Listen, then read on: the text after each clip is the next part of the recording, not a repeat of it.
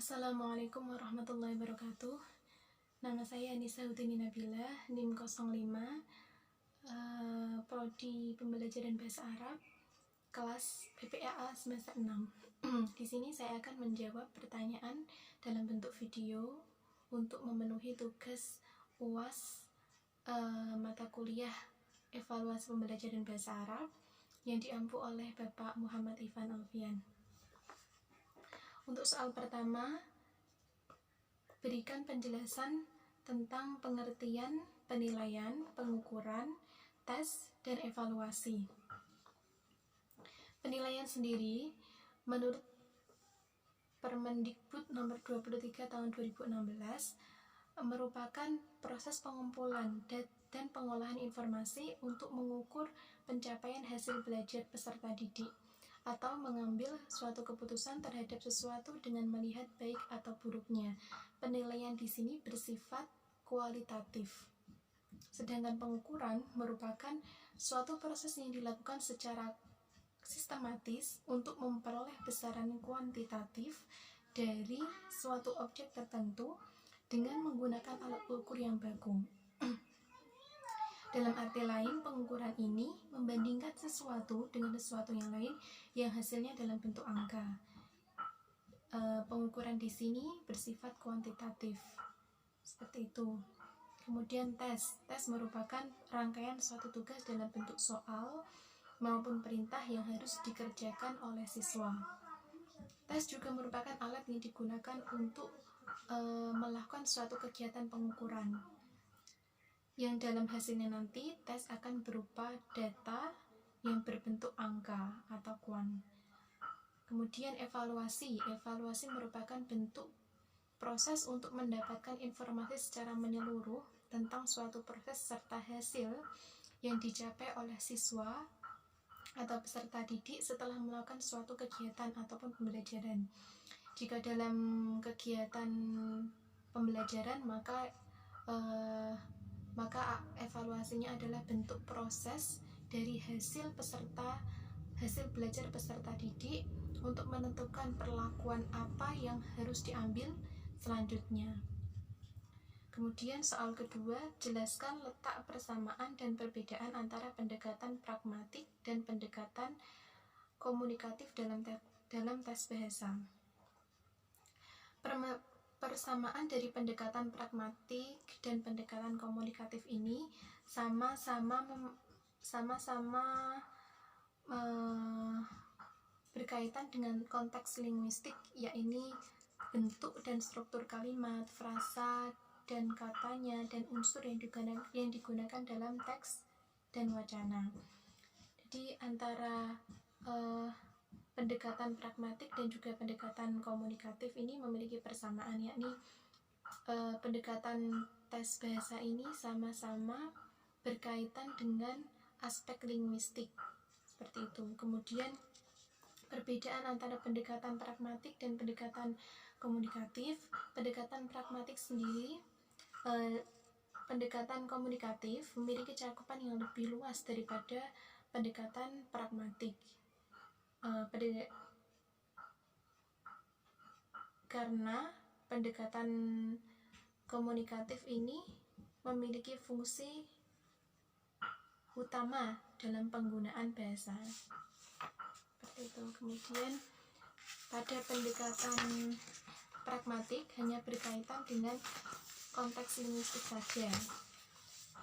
Sedangkan pada pendekatan komunikatif, selain berkaitan dengan konteks linguistik, pendekatan komunikatif juga menekankan pada peran dan pengaruh unsur-unsur non-linguistik.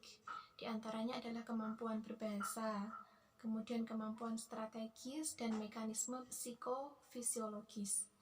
Jadi pendekatan yang menonjol antara pendekatan pragmatik dan komunikatif adalah pada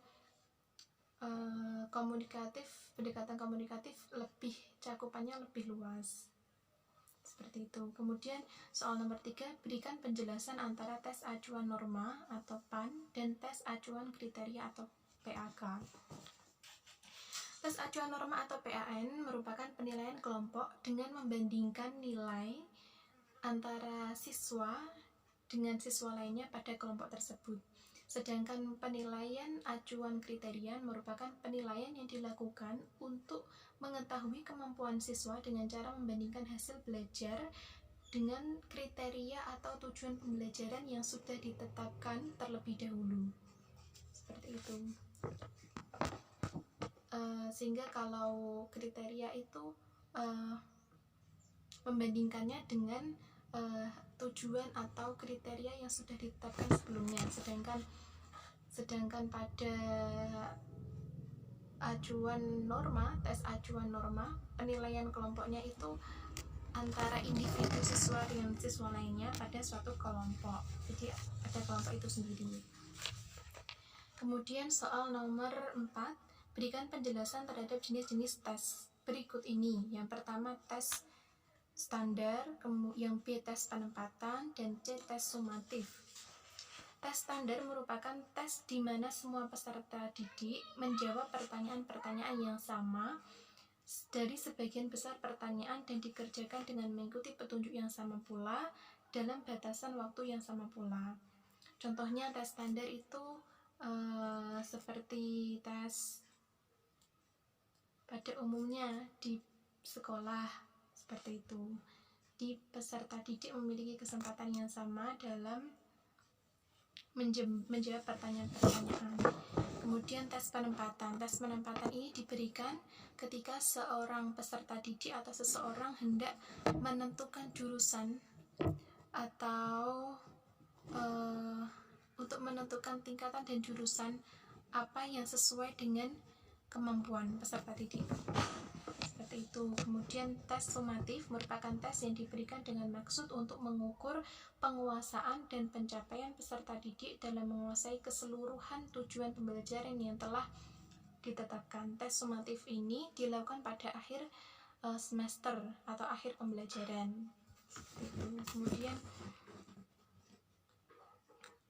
soal nomor 5, terdapat beberapa unsur atau aspek yang merupakan bagian dari kemampuan berbicara yang menjadi patokan dalam penelitian. Aspek apa saja itu? Sebutkan aspek-aspek yang ada yang menjadi bagian dari kemampuan berbicara sebagai patokan penilaian. Di antaranya pertama adalah pelafalan, kedua adalah tata bahasa, kosakatanya, kefasihan, isi pembicaraan, dan juga pemahaman. Kemudian nomor 6, apa titik berat, sasaran tes atau tujuan dari tes berbicara dan bagaimanakah bentuk tesnya? Tujuan dari tes berbicara itu sendiri merupakan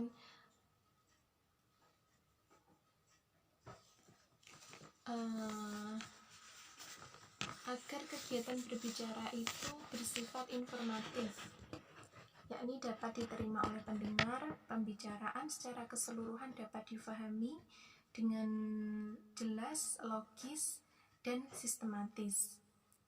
Titik berat sasaran dari tes berbicara ini adalah tekanan, kemudian tata bahasanya, struktur kebahasaan harus sesuai dengan ragam bahasa yang dipakai, sehingga nanti antara pembicara dan pendengar itu terjadi kesinambungan atau pemahaman. Kemudian kosakatanya, pemilihan kata atau diksi harus sesuai dengan makna informasi yang disampaikan. Kefasihan dalam berbicara, kemudian pemahaman menyangkut tingkat keberhasilan komunikasi dan kekomunikasian. Jadi pemahaman ini sangat penting sebagai tujuan dilakukannya tes berbicara. Titik berat sasaran dari tes berbicara adalah pada pemahaman itu sendiri. Kemudian bentuk dari tes berbicara ada 2, yakni langsung dan tidak langsung.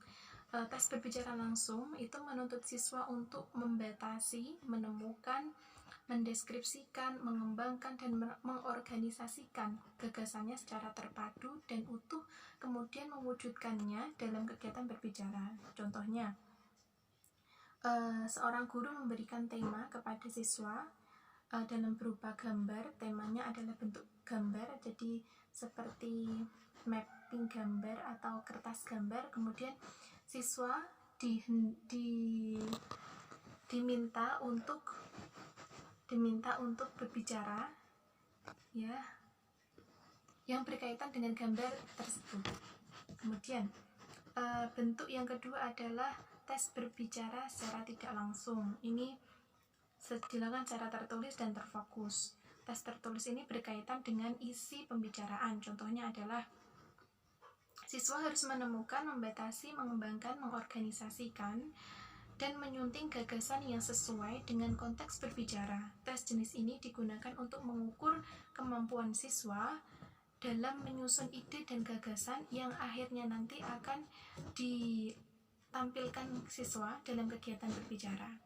Jadi kalau tes secara tidak langsung ini tertulis dan terfokus dan lebih terkonsep, sehingga nanti dalam kegiatan berbicara siswa tidak terjadi kesalahan. Kemudian soal nomor 7, apa titik berat, sasaran tes atau tujuan dari tes menulis dan bagaimanakah bentuk tesnya.